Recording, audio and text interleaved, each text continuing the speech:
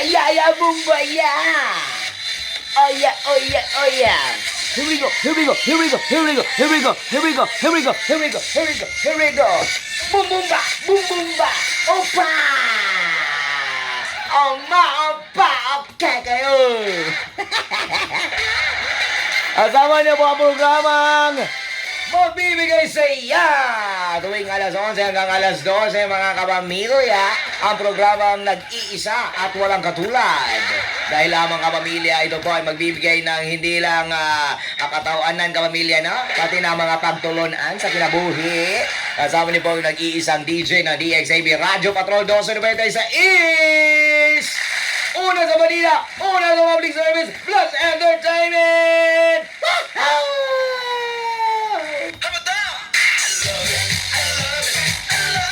Oh yes!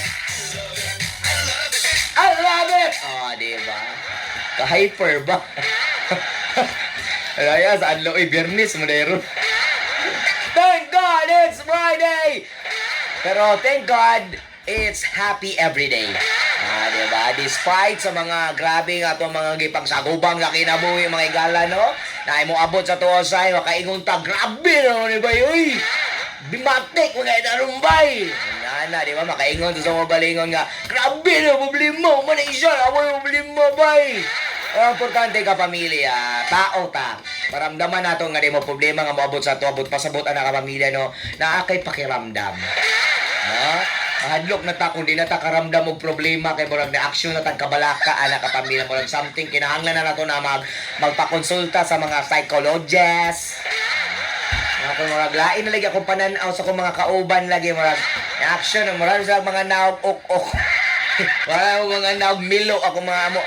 Action na kaga. Murag action, kailangan lang mo nagpakonsulta mga pamilya, no? Pero kung normal pa, ma-action kang kabalaka, ma-depress, ma-stress ka, normal na. Ay na po palabi ka pamilya ka-depress kay sobraan po doon ka-depress ka pamilya, makahuna-huna po nagdi-mayo.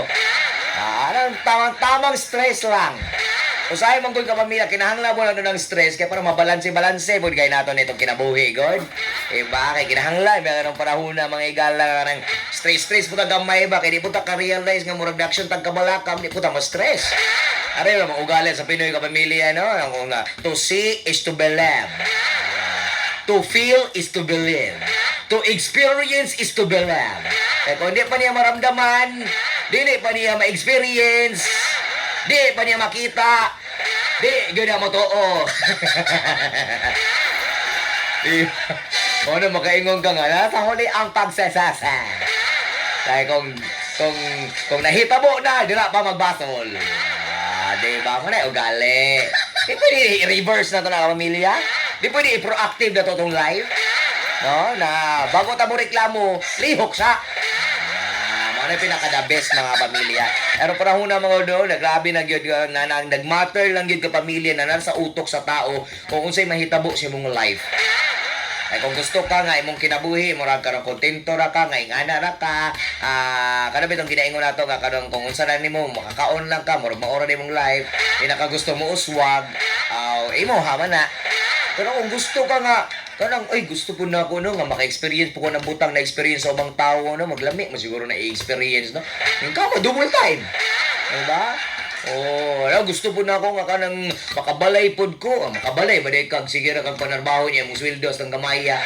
Magkaya ka-save-save, ka pamilya. Kuhan lang na imong life, karang rat race lang ba, no?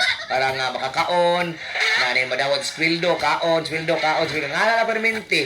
Parang kung yung kag normal, hastang normala yun. Pero kung gusto ka nga, mauswag-uswag imong kinabuhi, do extra mile. Diba?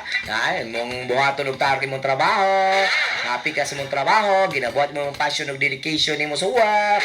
Kung pag-eskwela kag taro, minaw ka sa mong maestra, dili sige text anang mga uyab ninyo. Multitasking kaayo. Aning uban maka-multitasking, no? Samtang naminaw ba ang mata nasa maestra, pero ang huna-huna nasa uyab. Diba? Kuyaw kaayo, pero gimuha pangutan-on, agyaw natun-an. Ay, nako, mga higala, eh. Ko ba nung usay makaingon ka mga aksyon kog kabalakan, no? Kay kanang mong maymayan kung unsay dapat buhaton mo, balingag man gyud. Mulihis gyud siya landas, kinagi siya laing gusto. Nya ko na ni mahitabo nga dautan sa iya, dito pa siya magtawa lagi ka na. Ana din na. Tama ko itong ingon mo sa ako, aba, wala gyud akong gisunod. Hala ka niya. Diba? Yung ana, bito ng uban. Oh, katry mo anak ko. May na kay mga friends ning ana. May mong may mamaya nimo. Yung ani man good na good. Dapat unahon sa nimo nang imong pag-eskwela. Kay samtang napay ka pa eskwela imong ginikanan. Yung ani mong buhaton kay di biya lalim amo eskwela. Hilabi nag working student ka na. Di lalim ikaw kani wa kay gihunahuna para sa imong pag-eskwela kay na kay magpapa nag ano sa imo nagsuporta. Kami ani wa gyud ah. Ay, para gyapon 75 may kailangan maka-graduate. 25 na 60 bagsak na. Wa pagid tawag ka kuan. No? Ay nang siyempre kasalig man kay ginikanan mo kaparat sa lain ng tao no kay mong tambangan gani nimo mulihis gyud og ilahang kailangang prinsipyo. Mao na usay maglisod ka bala mo nga maglisod sa kinabuhi kay kana bitaw mga tao nga kanang feeling nila bright na kay sila. Ina kailangan mga advices. Feeling nila karang hawd na gid sila, karang kabalo na gid sila silang life. Feeling nila na experience na gid nila tanan kay ay ano ko istorya kay kabalo ko. Di na gid na kana nga tao nga na di na gusto maka-learn. Kay gusto nila kanang sila permitting bright. Namoy mga kano, namoy kailan may ana. Amo storya ka kabalo kog kano kay katong ni aging adlaw ang grabe lagi kayo nangaligo mig dagat. Ako po kami po nangaligo mo mig dagat. Alam nindot kita mong dagat ang giliguan kay white sand. Inyo white sand ninyo ha. Ano gani mo compete gyud, gal compete gyud. Uy kabalo ba ano nga gipalitan ko sa mga mag-cellphone ba ninduta lagi. Ako po, ako agi kito mas mahal nga cellphone nga gipalit sa kuha. Tanawa ko cellphone no. Asa man ang cellphone takla mo na eh. Ano kay mga amigo ni nga na. Okay, kaila na mga nga na pamilya. Puyo kay mga talent, no? Kanang kuan. Puyo lagi kay to ni aging adlaw ba kay kaning kuan mi nag-mountain climbing gani may gunung atkat nagbuntod ba iba. Puyo to asa lagi sa buntod. Wala nang buntod di asa man mo nang atkat. Mura man nang buntod oy. Kami nangatkat pud mi oy. Ngatkat mi nag-mountain climbing pud mi. Asa lagi sa Mount Apo lagi ba? Di ba? Pero di magpaalas ba, no? Napunsay nasa imo, napun sa ila. Ay, kaila na nga na pamilya. Katong birthday na ako ba? Palitan ko 5 ka cake. Grabe, salamat. Lagi sa kong papagmamalagi. Surprise ko nila ba na ako'y cake ba? Ako po, itong birthday na ako. 5 naman yung cake. Uy, kaging kinapulo. Yung mga nga na, kaya klase nga tao, no? Jesus, Mariusin. Ambot na lang yun. Kailangan yun mo compete. Kailangan yun. Kung minsan nasa ubang tao, nabot sa inyo. Kung na uban magkautang-utang. Kaya kanang itong mga tao nga karang kuhan mga kamamilya. Kailan mo na. Kung na yan, palit ay mong silingan o karang brand new nga TV. Nya ilang TV, karaan. Kung kitaan na, brand new yung TV. Palit mo na sa ilang brand new nga TV. Ang flat screen yun. Nga kung unsa ka dako itong sa silingan, dapat mas dako po ilaha. Ala, magkautang-utang. Kaya magpahilasay lagi. Sa lagi ni malabuan. Sa di mo, nga katok mo siguro. Mo nang uban no tingala ka nga magyaw-yaw magbiag bana ba kay. Unsa naman ka? Unsa may gipamalit nimo di sa balay? Mga asawa gani na mga kuan kayo, mga sinahon. Diba? Di gini mawala no sa ugali sa Pinoy nga sinahon ba no? Gusto nila kung sa'yo nasa laing eh, maabot sa ila. Nag-post lang yung amiga dito, feeling blessed in Hong Kong Disneyland. Ano din, kung ano na, alingasa din na, kailangan makagtog ng Hong Kong Disneyland. Kautang-utang na dito, diba? O kung kita dito, ang kasal sa iyang amigo kay Bunga, abot na 1 million ang gasto. Grande daw kayong kasal, grande kayong kasal. Alingasa ng amigo ni mo dahil. Di ko pwede ani, dapat 2 million na akong gasto.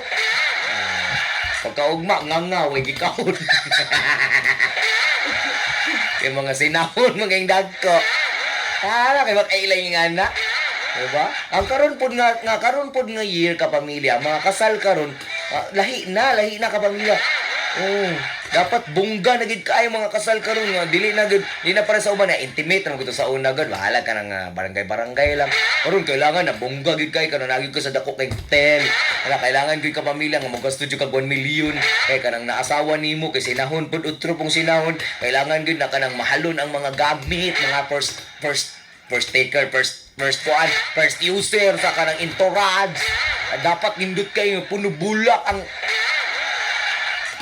dili na practical kay siyempre sinasina na gusto mo compare kay Mahal, katong akong kasal sa ko ang amigo ba kikita ka ato. Kuya kay ilang organizer tong mahalon gyud.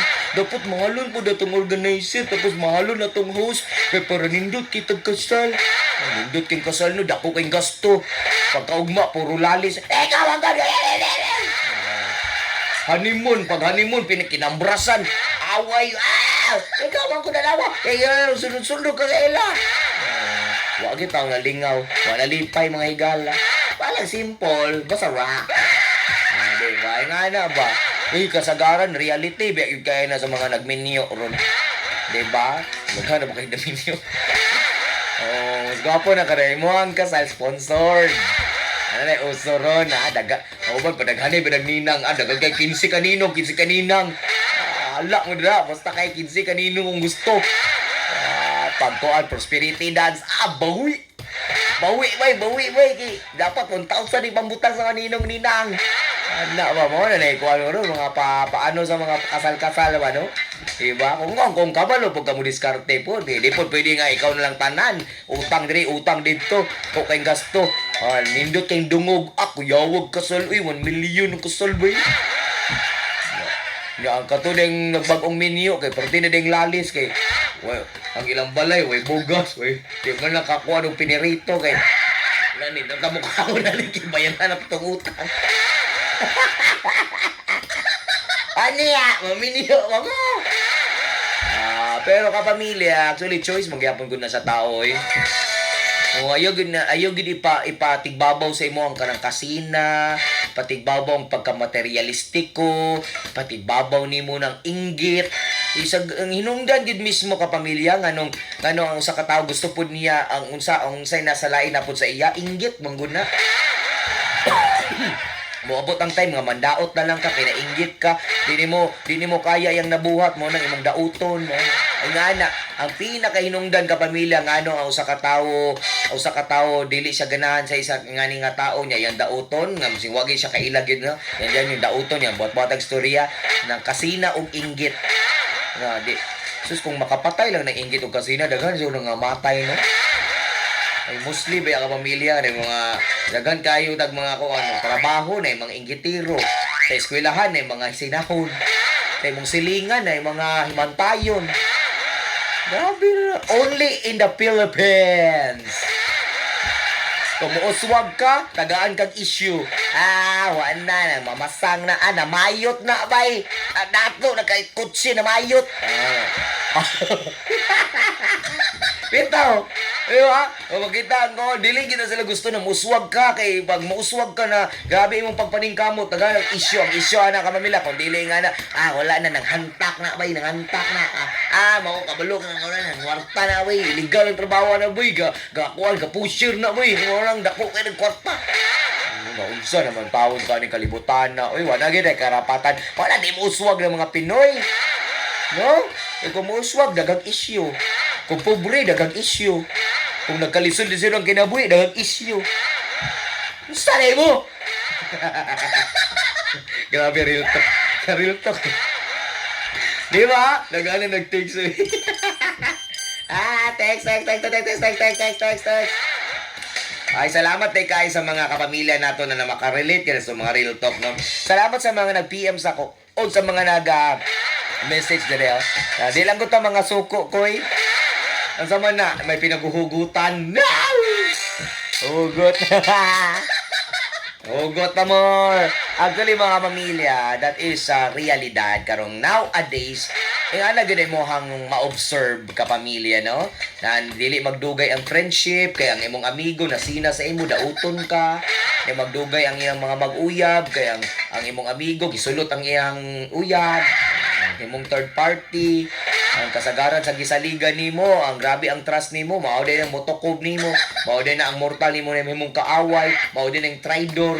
Kasagaran sa mga ingana story ka pamilya, mga teleserye, ang close ka ay nimo, nya mao din ang traidor si mong kinabuhi, wala ka kabalo na sa duol ang bitin.